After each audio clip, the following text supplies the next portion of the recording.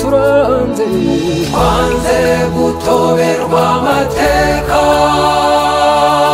twanze kubisira ngufi turanze twanze kuganaho tutazi nkaho tutazi yo tuva. Ndabaramukije mwese abaduteze amatwi, muri kumwe na Philippe Basabose wo mu Gicumbi, voix des rescapés du génocide contre les Tutsi, ijwi ry'abarokotse jenoside yakorewe Abatutsi. Twizere ko ibihe bikurikira umunsi mukuru wa Noheli birangiza umwaka kandi bitujyana mu mushya, biriho bibagendekera neza nubwo turi mu bihe bitoroshye by'icyorezo cya COVID-19. Uyu munsi tariki ya 30 Ukuboza 2021 twifuje kugira icyo tuvuga ku byemezo biherutse gufatwa na Minisiteri nshya ya Minubumwe byatangajwe n'umuyobozi wayo Jean Damascene Bizimana mu kiganiro yahaye abajyanama b'uturere n'umujyi wa Kigali bari mu mahugurwa. Kikaba cyarahitishijwe kuri YouTube channel ya Intsinzi TV kitwa Mukankiko, umugore uri kuroga urubyiruko rw'u Rwanda turamwamaganye. Iki kiganiro Bizimana yagitangajemo ibyemezo biteye inkeke cyane Minisiteri ayobora yafashe birebana n'ubufasha bwahabwaga abarokotse jenoside yakorewe Abatutsi batishoboye, ndetse no kubuza abantu ngo guhora bavuga abacitse ku icumu. Ni ibyemezo umuntu atatinya kuvuga ko bifunguye ipaji nshya mu guhangana n'ingaruka za jenoside yakorewe Abatutsi mu mibereho y'abayirokotse, ndetse no mu buryo babonwa, bafatwa, bavugwa nk'abarokotse. Ibyo byemezo kandi nibishyirwa mu bikorwa nk'uko Bizimana yabitangaje, bizahindura byinshi ku mwanya wa leta Bizimana yavugaga ahagarariye ku bijyanye na jenoside yakorewe Abatutsi no mu mibanire yayo n'abayirokotse, kuko n'ibyemezo umuntu yumva bihamagara ibindi nk'uko tuza kubisobanura. Igicumbi turamagana twivuye inyuma ibyo byemezo, tukanasaba abarokotse jenoside yakorewe Abatutsi n'amashyirahamwe atandukanye abahagarariye mu Rwanda hirya no hino ku isi, ndetse n'abandi bose bumva uburemere n'ingaruka by'amahano ya jenoside kubyamagana. Dufasha akanya ngo ku ruhande rwacu dusobanura impamvu ituma tubyamagana. Uko ikiganiro gisa, wumva Bizimana yarazinduwe no gusobanura uburyo Minisiteri ayoboye mu mikorere yayo izahuza ibikorwa byakorwaga na FARG, CNLG, Komisiyo y'Ubumwe n'Ubwiyunge n'itorero. Nyamara hari uburemere bw'ibyemezo yashaka gutangaza bijyanye na jenoside yakorewe Abatutsi bisa nk'aho byose babyambitse umwambaro wo kwamagana Mukankiko kugira ngo ibyo byemezo bishyirwe ahagaragara, ariko byoye gutekerezwaho bihagije mu buremere n'ingaruka zabyo. Mu gusobanura uburyo nyuma yo gusenya FARG iby'imishinga, amacumbi n'inkunga y'ingoboka bizakomeza, niho Bizimana yongeyeho ati iyo ariko ndayongeraho muyifate, kugira ngo nubwo yatinze ku bya Mukankiko abantu bumve ibyo byemezo bishya, umuntu atatinya kuvuga ko aribyo byari byamuzinduye. Tubanze dusubire mu magambo ye uko yayivugiye kugira ngo batwumva muyumve uko ari, hatagira ugira ngo twakuyemo ijambo iri n'iri turivugisha icyo atashatse kuvuga. Yagize ati, ariko iyi ariko ndayongeraho muyifate. Turifuza ko n'ibijyanye n'inkunga yahabwaga abacitse ku icumu ko tuzayihuza n'inkunga ihabwa abaturage batishoboye muri rusange. Hoye gukomeza kubaho ngo hari ugufasha abacitse ku icumu, hakabaho no gufasha abandi baturage batishoboye, ugasanga ni ibintu bitandukanye. Inkunga y'ingoboka turashaka kuyihuza. Minisitiri Bizimana yakomeje agira ati, ariko ndumva hari abahigimye, umenya ubwo hari ikibazo twaza kubiganiraho. Ariko icyo tuzitaho kindi ni iki? Ni ukuvuga ko abacitse ku icumu rya Jenoside yakorewe Abatutsi batishoboye bishyurirwa amashuri baravuzwa. Uwo mwihariko bazakomeza bawugire, birumvikana, nk'abacitse ku icumu bishyurirwa amashuri no kubavuza. Ariko ibyo ni n'ibikorwa bizageraho bikarangira. Bizarangira kubera yuko abiga bazageraho amashuri bayasoza. Hasigaye bakeya, ntabwo ari benshi cyane. Niba ntibeshye imibare bagomba kuba ari 4,000 muri kaminuza no mu mashuri makuru basigaye. Bazarangiza. Ikibazo kizakomeza kibe yenda ku bijyanye no kubavuza, kuko uko abantu bagenda bakura niko indwara nazo zibafata. Indwara ziraza. Icyo kizakomeza, ariko ibijyanye n'inkunga yindi bahabwaga, ubwo tuzabiganira namwe, turebe igikwiye kugira ngo tunoze imikoranire n'uko amabwiriza ameze.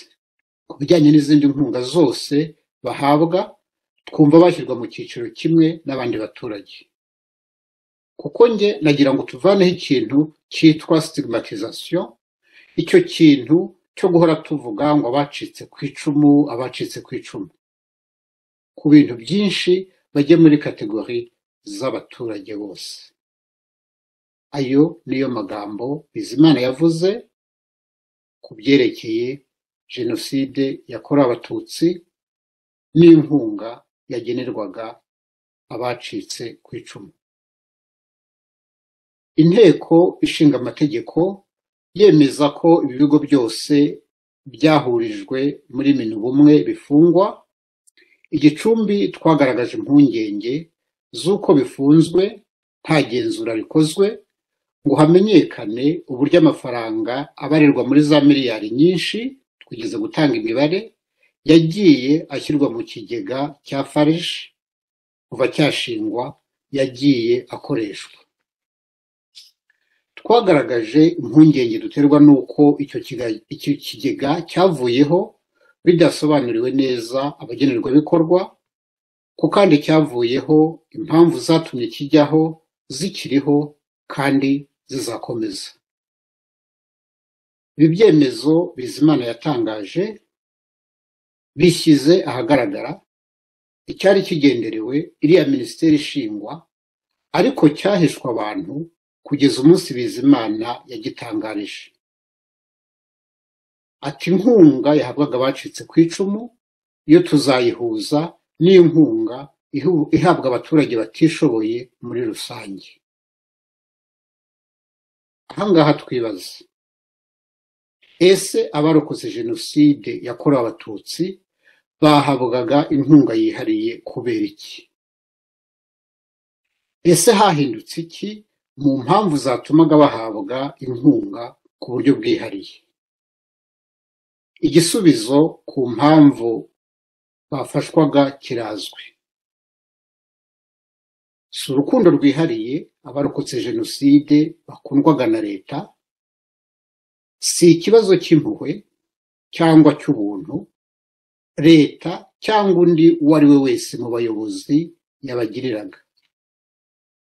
Ni ikibazo cy'amahano adasanzwe ashyira abantu mu ngorane zidasanzwe, zikenera ibisubizo bidasanzwe, bikaba ari nabyo byatumye n'itegeko nshinga ry'u Rwanda ryo mu 2003 ryaje kuvugururwa mu 2015 rigira ingingo yihariye yemeza ubwo bufasha n'ikigero cyabwo cya 5% by'ingengo y'imari ya leta ya buri mwaka. Ikibazo nacyo twavuzeho ni uko ubwo bufasha bwagiye butangwa nabi,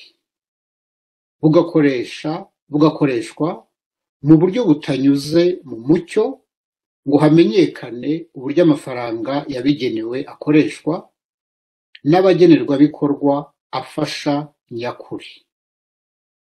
Uko kubura k'umucyo kukaba ari nako gutuma twibaza niba FARG itaravanyweho ngo ibijyanye nayo byose bizimizwe burundu. Igicumbi ntiturwanya na gato ko umunyarwanda uwo ari wese utishoboye yafashwa. Gufasha abatishoboye ni inshingano zisanzwe kandi zumvikana za leta, cyane cyane ko biba ari ugukora mu by'abaturage bafashije leta kugeraho ngo bamwe muri bo babikeneye bafashwe. Kandi buri muntu wese uzi u Rwanda azi ko abakeneye ubufasha ari benshi, baba abakennye kubera impamvu zisanzwe, baba abakennye kubera amahano adasanzwe atandukanye abanyarwanda bagiye banyuramo. Hagati ya 1990 na 1994 igihugu cyari mu ntambara. Iyo ntambara yaguyemo benshi, baba abarwanaga, baba abanyarwanda basanzwe. Iyo ntambara yakurikiwe n'andi mateka nayo adatekanye, arimo izindi ntambara haba mu gihugu haba no mu karere. Aho hose haguyemo abanyarwanda benshi, basize imfubyi, basiga abapfakazi, basiga imiryango yabuze benshi bakabaye babatera ingabo mu bitugu mu mibereho yabo. Yewe hari n'abatishoboye kubera abakabafashije bari mu magereza kubera impamvu zitandukanye, zirimo no kuba baragize uruhare muri Jenoside yakorewe Abatutsi. Bamwe muri abo bose navuze bamaze iminsi mubyumva, baratakamba, barabaza impamvu badahabwa ubufasha nk'uko n'abarokotse Jenoside yakorewe Abatutsi babuhabwa. Ntituzi niba iyo rusange Bizimana na leta ahagarariye bavuga ikubiyemo abo bose. Niba ariko bimeze nta kibazo tubifiteho, ariko niba mureba mugasanga abo bose bakeneye kandi banakwiye ubufasha ku rugero rumwe n'abarokotse Jenoside yakorewe Abatutsi, muri mu kwirengagiza gukomeye kandi kuvuguruza ibyo mumazemo imyaka isaga 28. Ntituzi niba mwabikoraga mutabyemera cyangwa mutumva impamvu yabyo, ubu hakaba hari urumuri mwabonye rubasobanurira ko uwakorewe Jenoside ubufasha akeneye butagomba gutandukanywa n'ubw'abandi bose. Niba ari aho mugana, ubwo muzaba mwishe ingingo ya 50 y'itegeko nshinga. Leta nta bubasha ifite bwo gufata icyemezo kivuguruza itegeko nshinga. Niba mushaka guhindura ubufasha buhabwa abacitse ku icumu, ubwo muzabanze muhindure iyo ngingo cyangwa se muyikureho. Nimuramuka kandi munayikuyeho, ibyo muzakora byose muzakosore cya kindi cyabuze cyo gukorera mu mucyo. Dufashe ingero, muzajye muvuga muti dufasha abantu umubare uyu n'uyu w'abapfakajwe, abagizwe imfubyi, abamugajwe n'intambara ya 90 kugeza muri 94. Dufasha umubare uyu n'uyu w'abarokotse ubwicanyi bwabereye aha n'aha uko bwaba bwitwa kose. dufasha umubare uyu n'uyu w'abari mu bibazo kubera ababo bari muri gereza kubera impamvu iyi n'iyi. Dufasha umubare uyu n'uyu kubera abakabafashije baguye ku rugamba uru n'uru n'ibindi. Ibyo nimubikora bizazana umucyo mu gusobanurira Abanyarwanda uburyo inkunga ziva mu misoro yabo zikoreshwa. Cyakora nk'abarokotse Jenoside yakorewe Abatutsi ntibizatubuza kudahwema kubibutsa umwihariko w'amahano iyo Jenoside yadusigiye. Dore zimwe mu ngero. Icyaha cya Jenoside muri gahunda yacyo yo gutsemba burundu abahigwa gisiga iheruheru abayirokotse kurusha ikindi cyaha icyo ari cyo cyose. Ubukana Jenoside yakorewe Abatutsi yakoranywe bwo bwatumye bihumira ku mirari. Hajya havugwa ubwinshi bw'imiryango yazimye burundu. Ibyo bisobanura ko hari n'inkirirahato nyinshi zasigaye ari nyakamwe ku kigero kirenze icy'akandi kaga kose Abanyarwanda baba barahuye nako. Kubera Jenoside yakorewe Abatutsi ari icyago cyagwiriye Abatutsi bari mu Rwanda mu mpande zose z'igihugu, usanga uwari utuye iburengerazuba na mwene wabo wari i Kigali, wari iburasirazuba cyangwa ahandi hose mu mpande z'igihugu barishwe. Na bya bice bivugwa ko hatabayemo Jenoside kubera hari harafashwe n'inkotanyi, birazwi ko batakaje benshi intambara ya 90 igitangira, bishwe n'ingabo za leta yateguye ikanashyira mu bikorwa Jenoside yakorewe Abatutsi. Ni ukuvuga ngo hari abarokotse ba nyakamwe batagira umuntu mwene wabo n'umwe mu buzima. Abo bose ingaruka za Jenoside zizabaherekeza bifate ibisekuru byinshi. Amahano ya Jenoside n'ubundi agira ingaruka zambukiranya ibisekuru, icyo umuntu yakwita séquelles transgénérationnelles. Ariko kuri abo ba nyakamwe izo ngaruka zigira ubukana budasanzwe, cyane cyane muri sosiyete ngo wigira wakwibura ugapfa. Muri sosiyete ugira icyo ugeraho hari ugutungiye agatoki, hari ukuvugiye, hari ugusunitse. Mu gihe ufunze umuvandimwe we, undi mwene wabo ashobora gusigara inyuma amureberera, uwabe batsembwe muri Jenoside iyo yibuze nyine arapfa nta kundi. Nk'uko twabyibukije ndetse nk'uko no mu bindi bihe abandi barokotse Jenoside yakorewe Abatutsi babyibukije, babikurikiranye ariko bikanga bigapfukiranwa, indishyi ni kimwe mu nkingi z'ubutabera nyabwo. Cyari no gutuma leta yoroherwa n'icyo cyo guhora abarokotse batishoboye, cyo guhorana abarokotse batishoboye bo gufasha. Nubwo gutanga ubufasha bidakuraho iyo nshingano, kubukuraho n'indi mpamvu ikomeye yo gutuma dosiye y'ubwo butabera bushingiye ku ndishyi ishyirwa imbere ku buryo bwihutirwa kandi buboneye. Ahangaha twibutse logique igenga iki kibazo cy'indishyi. Jenoside yateguwe kandi ikorwa na Leta y'u Rwanda. Leta y'u Rwanda ndetse n'umuryango w'abibumbye bemeje ko icyo cyaha cyabayeho, ndetse hashyirwaho n'inkiko kuri izo nzego zombi zo gukurikirana abagize uruhare muri icyo cyaha.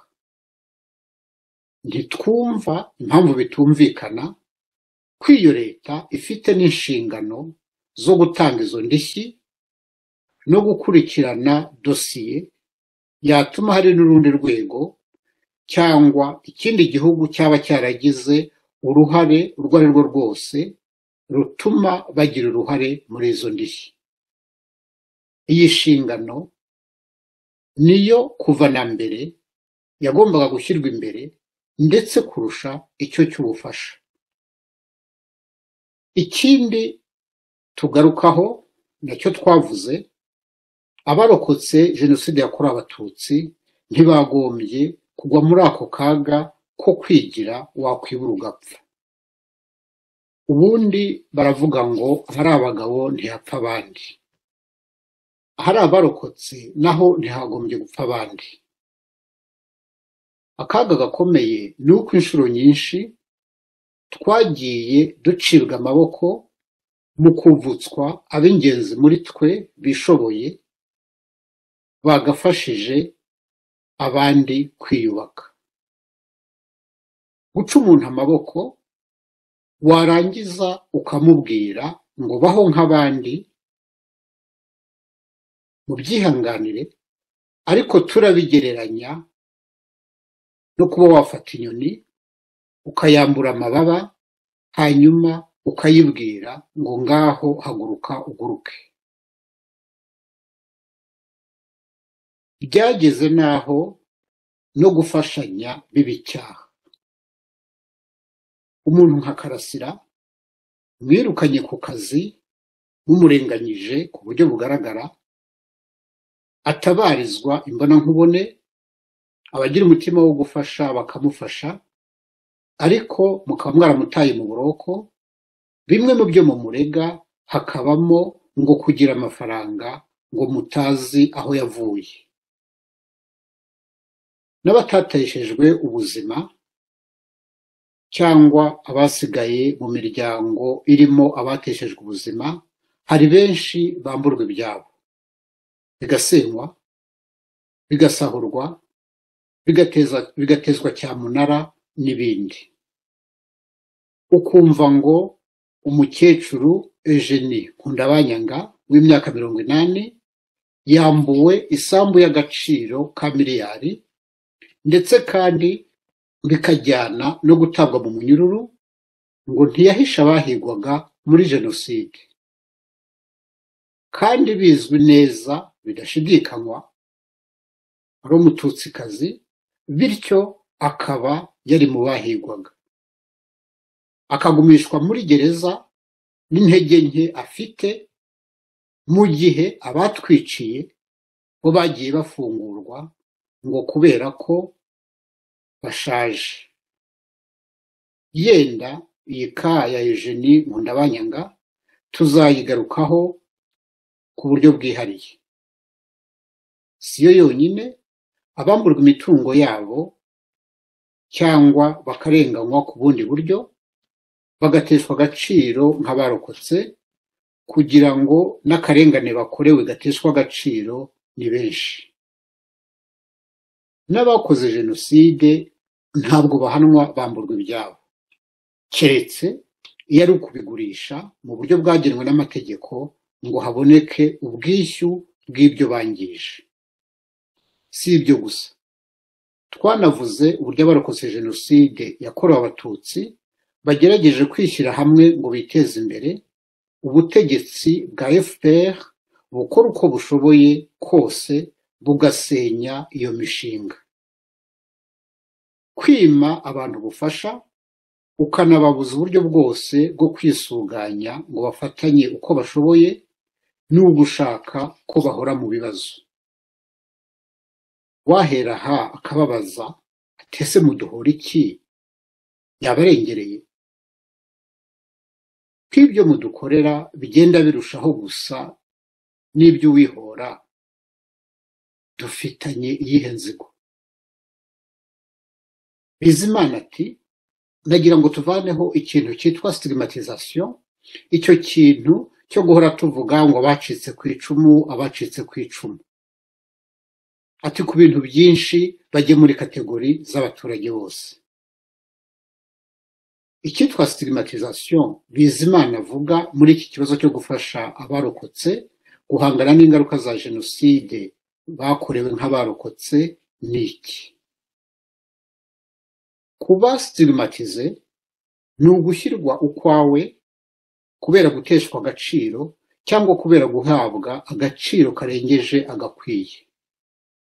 Icyo mu gifaransa bita stigmatisation par dévalorisation ou par survalorisation. Dufashe ingero, wavuga uti abatwa mu Rwanda babaye stigmatize mu buryo ubu n'ubu bubashyira hasi y'abandi banyarwanda. Ukaba wavuga uti ku ngoma y'umwami uyu n'uyu, ubwoko bw'abanyiginya cyangwa ubundi ubu n'ubu bwabaye stigmatize ku buryo bumva bari hejuru y'abandi banyarwanda. Stigmatisation yo kwita abacitse ku icumu ishingiye ku ki? Gucika ku icumu, tubisubiremo, si ishema, si ikivugo, si umurato ngo byitwe stigmatisation valorisante, si n'ikimwaro ngo byitwe stigmatisation dévalorisante. Abacitse ku icumu ni abacitse ku icumu kuko amateka yabagize abacitse ku icumu, kuko barigizwe ariko ahamana bakarirokoka.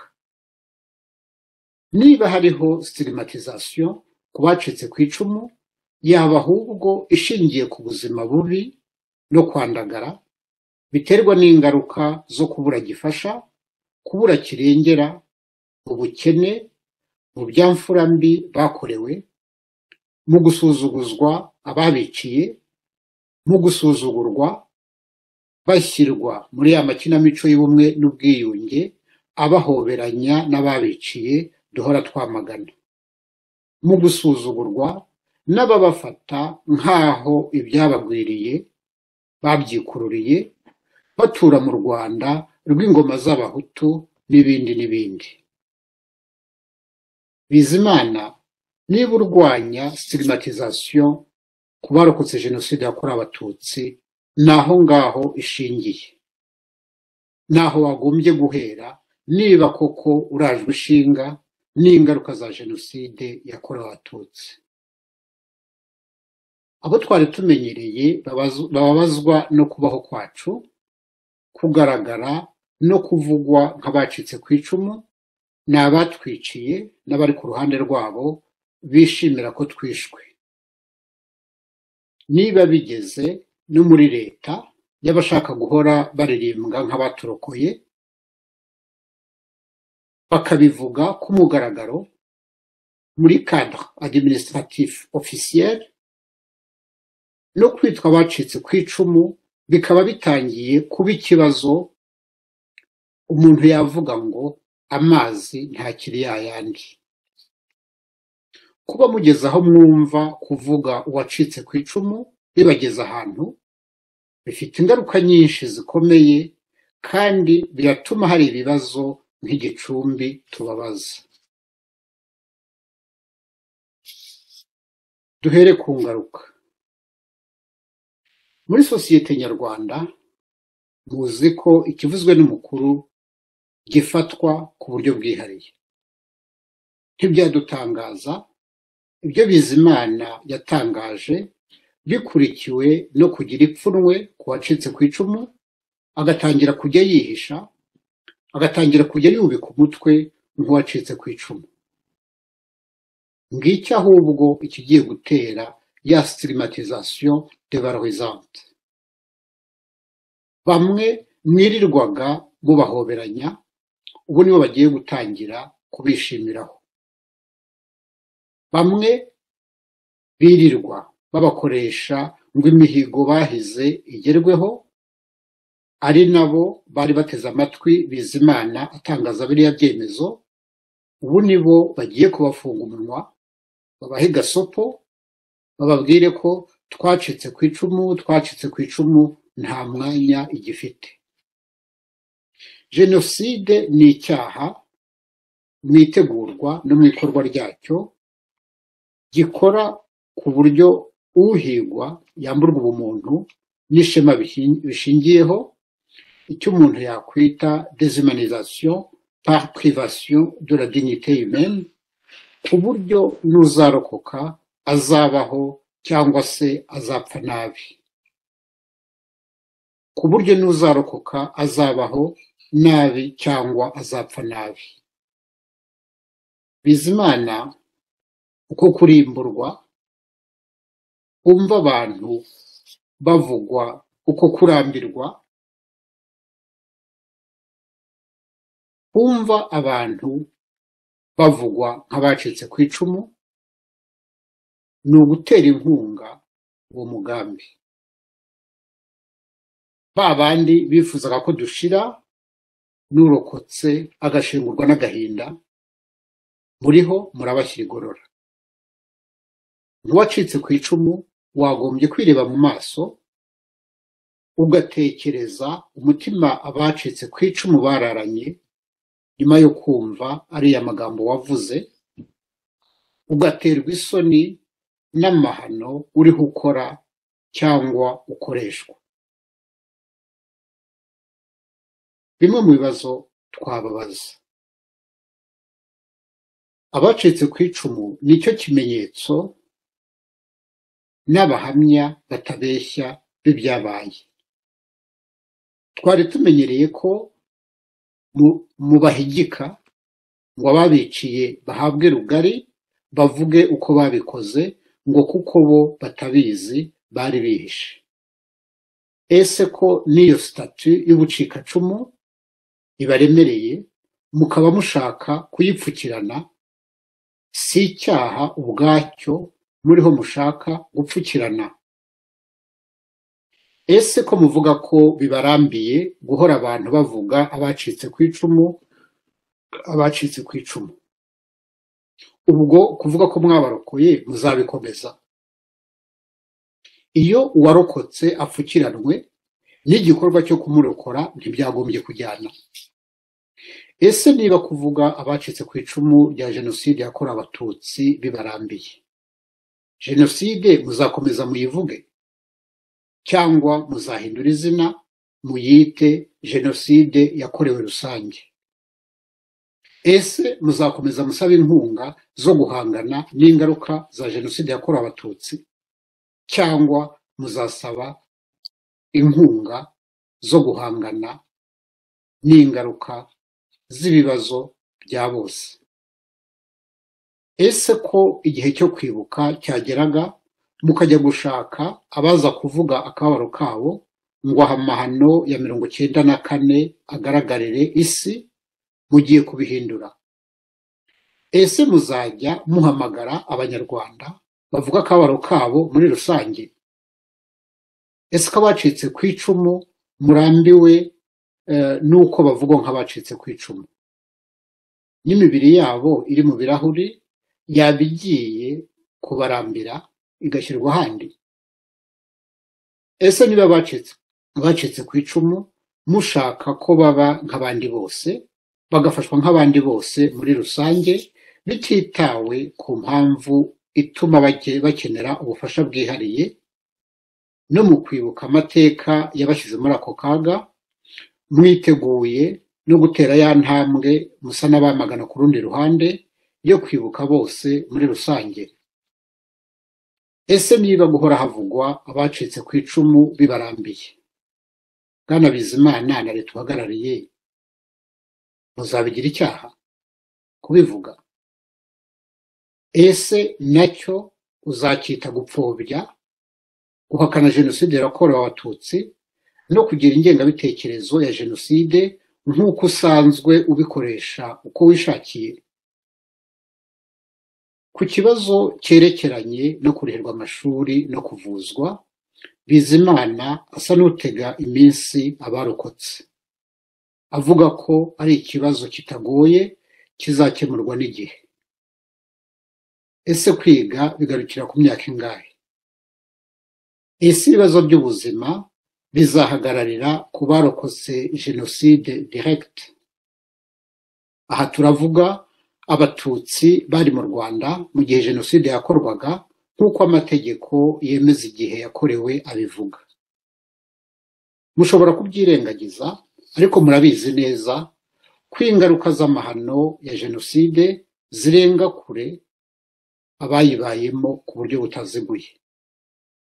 Ese umubabaro w'abacitse ku icumu na trauma yawo mubigenera igihe kingana iki? Mu gihugu ntuyemo cya Canada no muri Amerika ya ruguru n'iyepfo muri rusange, abo bita abahinde cyangwa les autochtones barimbuwe guhera mu kinyejana cya 15 mu cyiswe la découverte et la conquête de l'Amérique.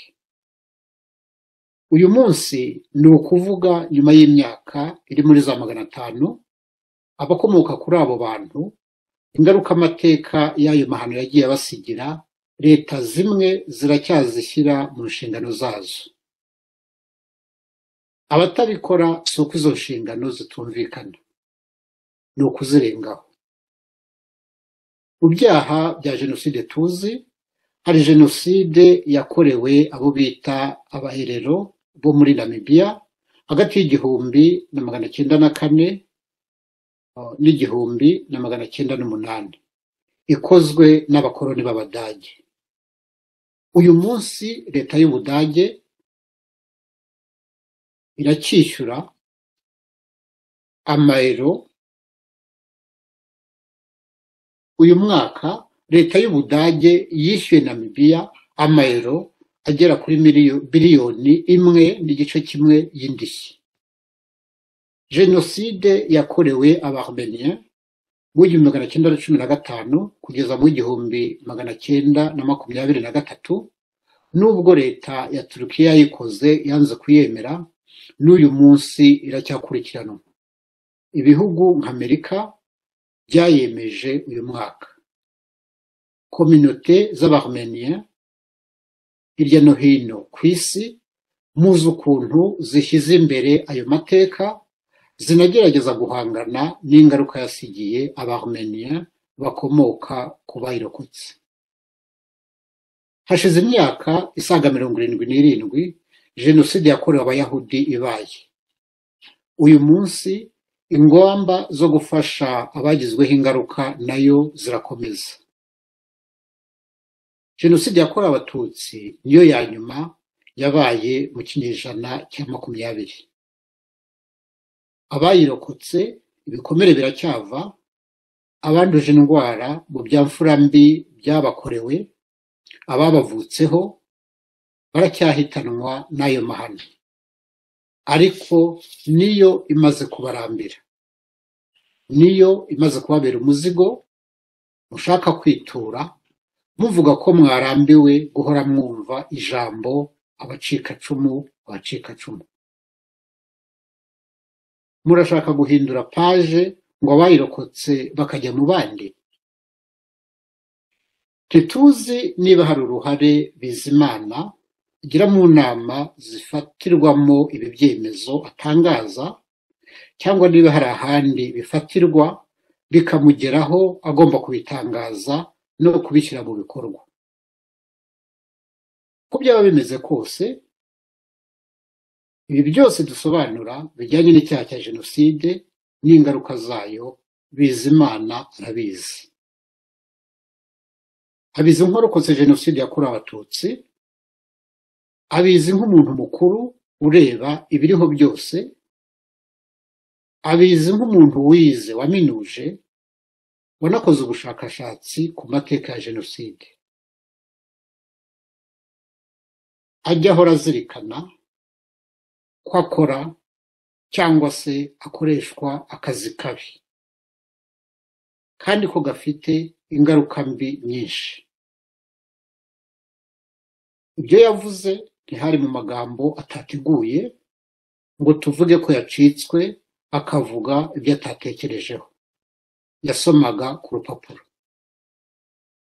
Kimwe n'abandi bose bajya bacecekesha abantu bavuga ngo buriye igiti kiturirwa, bamenye ko ibi byemezo Bizimana yatangaje ari uburyo bwo kurimbura icyo giti bahereye mu mizi. Nyamara iyo suka irimbura jenoside yakorewe abatutsi mushaka mwayifasha hasi. Turasaba dukomeje abarokotse jenoside yakorewe abatutsi kuva mu guhigima bakamagana aya mahano mu ijwi riranguruye kandi risobanutse. Turaburira leta ngo ibyo yaba ihugiyemo byose, imibare yaba irimo yose, imenye ko ibi byemezo yafashe bisenya, bitubaka, ko kandi ingaruka zishobora kutaba kubo bibwira ko zizabaho bonyine. Tuboneyeho gusaba buri wese kwitandukanya n'uyu mugambi n'indi yose isa nawo. Mwakoze kudutega amatwi, turangize tubifuriza kurangiza umwaka neza, gutangira uje neza, ukazababera uw'amahoro n'amahirwe muri byose. Twanze gutoberwa amateka, twanze kuba insina ngufi, twanze kugana aho tutazi, nk'aho tutazi iyo tuva. Umuntu utema imizi y'igiti aba agamije kwica imbuto zacyo. Umuntu upfobya amateka aba agamije kwica ejo hazaza. Niba dufite icyerekezo cy'umunezero, niba dushaka amahoro mu rwatubyaye, jenoside niyitwe jenoside, tubuza abandi kuyishakira utubyiniriro. Jenoside yakorewe abatutsi niwo musaraba w'uru Rwanda.